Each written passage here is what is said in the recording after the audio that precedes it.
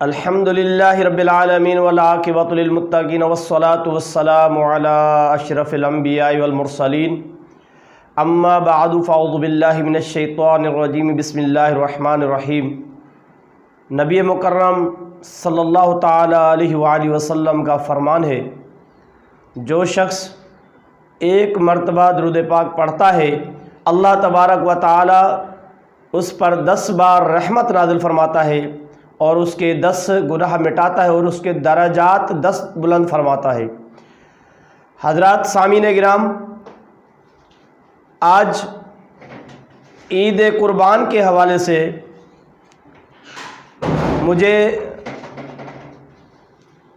کچھ سعادت اس طرح سے مل رہی ہے کہ میں آپ سے کچھ قرآن و حدیث کی روشنی میں شرعی مسائل بیان کروں۔ حضرات ذی وقار، عید قربان، عید الاضحیٰ جس کو کہتے ہیں، یہ قربانی کی عید حضرت ابراہیم علیہ السلام کے صاحبزادے حضرت اسماعیل علیہ السلام کو جب اللہ تبارک و تعالیٰ کے حکم سے ذبح کیا، چھری گردن پر رکھی اور اللہ تبارک و تعالیٰ کی قدرت سے اللہ تبارک و تعالیٰ کے نورانی فرشتے حضرت جبرائیل امین علیہ السلام اللہ کے حکم سے جب حضرت اسماعیل علیہ السلام پر حضرت ابراہیم علیہ السلام چھری پھیر رہے تھے تو اللہ تبارک و تعالیٰ کے فرشتے نے وہاں پر دمبا پیش کر دیا۔ حضرات ذی وقار، قربانی کس طرح سے ہونی چاہیے؟ سب سے پہلے تو یہ حضرت ابراہیم علیہ السلام کی سنت ہوتی ہے قربانی کرنا، اور قربانی واجب ہونے کے لیے بھی شرائط ہوتی ہیں۔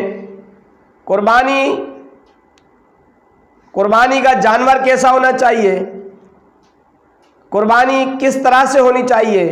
قربانی کا جانور کس طرح کا ہونا چاہیے؟ قربانی کے جانور میں کیا کیا خاصیت ہونی چاہیے؟ قربانی کا جانور بے عیب ہونا چاہیے۔ قربانی کا جانور، اس کی عمر، اونٹ کی کم سے کم عمر 5 سال، گائے یا بھینس یا بیل وغیرہ اس کی عمر کم سے کم 2 سال، بکری یا دمبا اس کی عمر 1 سال۔ ہاں، دمبا اگر 6 مہینے کا ہے، دیکھنے سے 1 سال کا معلوم ہوتا ہے اور موٹا تازہ ہے تو اس سے قربانی ہو جائے گی، اور کم سے کم اس کی عمر 6 ماہ ہے اور دکھنے کا 1 سال کا ہو۔ حضرات محترم، قربانی کا جانور بے عیب کس طریقے سے ہونا چاہیے؟ قربانی اللہ تبارک و تعالیٰ کی ذات پاک ہے، ہر عیب سے پاک ہے، لہذا اللہ تبارک و تعالیٰ کو وہی مال پسند ہے جو پاک ہو۔ قربانی کا جانور، اس کی ہر چیز میں پاک ہونی چاہیے، کسی چیز کا اس کے اندر عیب نہیں ہونا چاہیے۔ کچھ لوگ کہتے ہیں کہ اگر اس کی تھوڑی سی دم مڑ جائے یا ٹوٹ جائے، اس کے اندر عیب لگ گیا قربانی کرنے سے پہلے، اگر تھوڑا سا سینگ بھی ٹوٹ گیا تو لہذا اس کے اندر عیب ہو گیا، اور بے عیب جانور کی قربانی ضروری ہے۔ بے عیب جانور کی قربانی واجب ہے، منع اگر اس کے اندر تھوڑا سا بھی عیب ہوگا تو قربانی نہیں ہوگی۔ حضرات ذی وقار، اسی طرح قربانی کس پر ہے اور کتنے نصاب پر قربانی ہے؟ 52.5 تولے چاندی کن برابر کسی کے پاس رقم موجود ہے تو اس پر قربانی واجب ہو جائے گی۔ اور اس کے علاوہ اگر اتنی ہی مالیت کے حاجت اصلی کے علاوہ پیسے موجود ہیں، رقم کے علاوہ، پیسوں کے علاوہ اگر گاڑیاں ہیں، ایکسٹرا موبائل ہیں، یا حاجت اصلیہ کے علاوہ بہت ساری چیزیں گھروں میں گھریلو استعمال میں ہوتی ہیں، مثال کے طور پر فریج ہے، اے سی ہے، جب بھی اس کے اوپر قربانی ضروری ہے۔ اور قربانی کس زاویے سے ہونی چاہیے، قربانی کا گوشت کس کس کو دینا چاہیے؟ قربانی کے جانور کا گوشت صرف مسلمان ہی کو دیا جا سکتا ہے، مشرک کفار کو اس کا گوشت نہیں دیا جاتا۔ یہ بھی قربانی کے لیے ضروری ہے، قربانی کرنے والے کے لیے ضروری ہے۔ اور قربانی گھر میں جس کا بھی حصہ ملائے اس سے کہلوائیں کہ آپ کا حصہ ملایا جا رہا ہے قربانی کا، لہذا اس کی نالج میں ہونا ضروری ہے، اور اس سے کہلوائیں اور اس کو بتائیں، جس کا حصہ ملا ہے اس کو بتانا ضروری ہے۔ قربانی سے متعلق دین احکام واضح طور پر ہمیں یہ میسج دے رہا ہے کہ دین اسلام قربانی سے ہی آگے بڑھا ہے۔ ضروری یہ ہے کہ اسلام کے اندر قربانی ہے، اور دین اسلام کو پھیلاتے ہوئے ہمارے پیارے آقا صلی اللہ علیہ وسلم نے کس قدر قربانیاں دیں، کس قدر صبر اور تحمل کے ساتھ دین اسلام کو آگے بڑھایا، آگے پہنچایا۔ اسی طرح صحابہ کرام، بزرگان دین، تبع تابعین، حتیٰ کہ حضور صلی اللہ تعالی علیہ وسلم کے آل پاک 72 شہداء بھی دین اسلام کے اوپر لانے کے لیے اپنی جانوں کے نذرانے بھی پیش کیے۔ اور قربانی ہمیں یہ سبق سکھاتی ہے، کبھی بھی دین کے اندر کوئی بھی مسئلہ درپیش ہو، ہمیں قربانی دینی ہوگی۔ قربانی وقت کی قربانی ہوتی ہے، قربانی جان کی قربانی ہوتی ہے، جان کا نذرانہ دینا پڑتا ہے، اور قربانی مال کی قربانی ہوتی ہے، قربانی اولاد کی قربانی ہوتی ہے۔ حضرات عزیز محترم، قربانی سے بہت سے ہمیں سبق لیتے ہوئے رہنمائی ملتی ہے کہ قربانی کا اصل مقصد کیا ہے۔ قربانی یہ نہیں ہے کہ جانور ذبح کرنے کے بعد بس گوشت کھا لیا، یا اس کے بعد پورے علاقے والوں کو ڈھنڈورا پیٹ دیا کہ فلاں شخص قربانی کر رہا ہے، تو یہ ایسا نہ ہو کہ یہ دکھاوے کے زمرے میں آئے اور ریا ہو جائے۔ ریا سے بچتے ہوئے اللہ اور اس کے رسول کی رضا کے لیے قربانی ہمیں کرنی چاہیے۔ اللہ اور اس کے رسول کی رضا جب ہوگی، اگر کسی شخص نے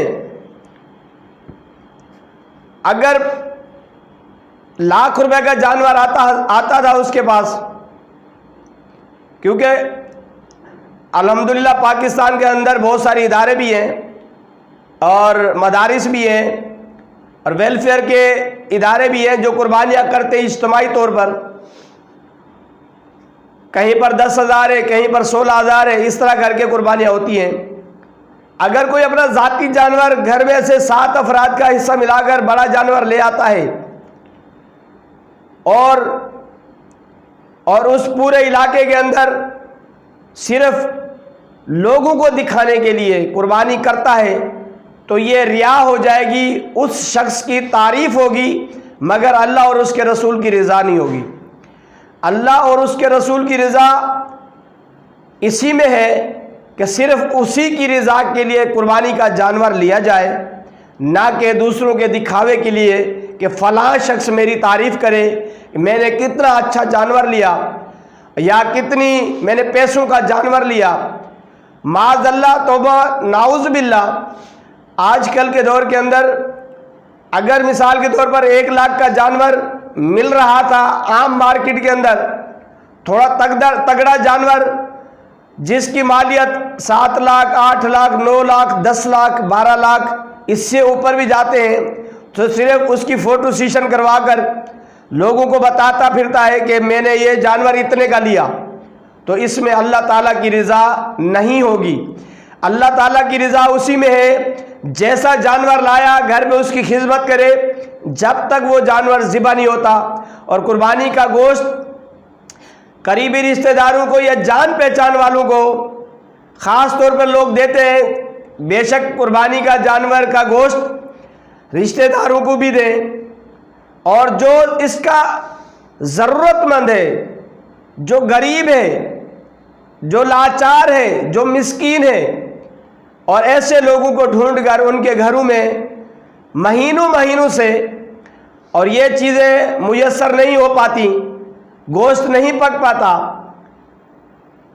اور اسی طرح ایک تو اس مسلمان بھائی کی ہمدردی ہوگی، دوسری اور اس مسلمان بھائی کے اندر دل میں ہماری محبت بڑھے گی، اور اس میں اللہ اور اس کے رسول کی رضا بھی شامل ہوگی۔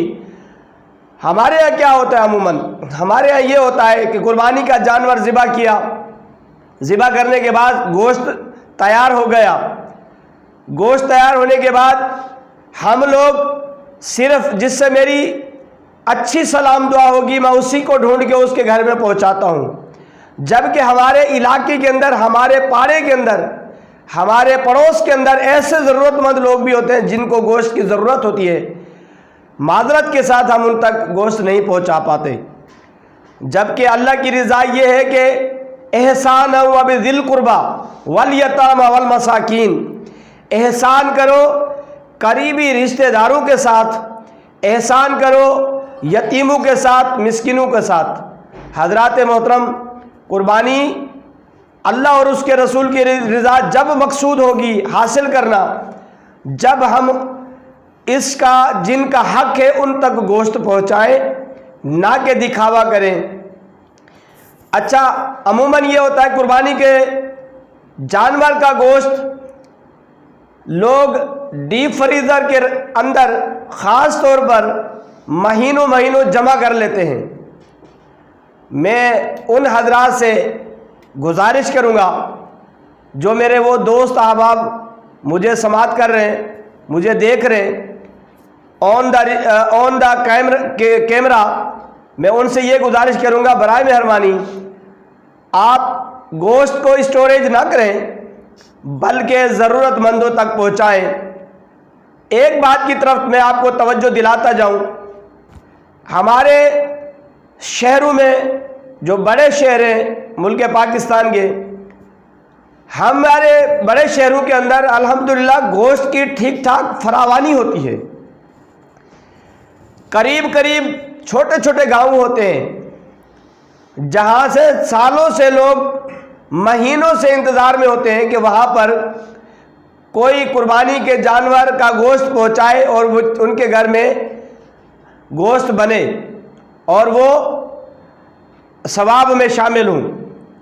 ان کی دلی خواہش ہوتی ہے کہ کوئی ہمارے گھر میں گوشت دینے والا آئے گا۔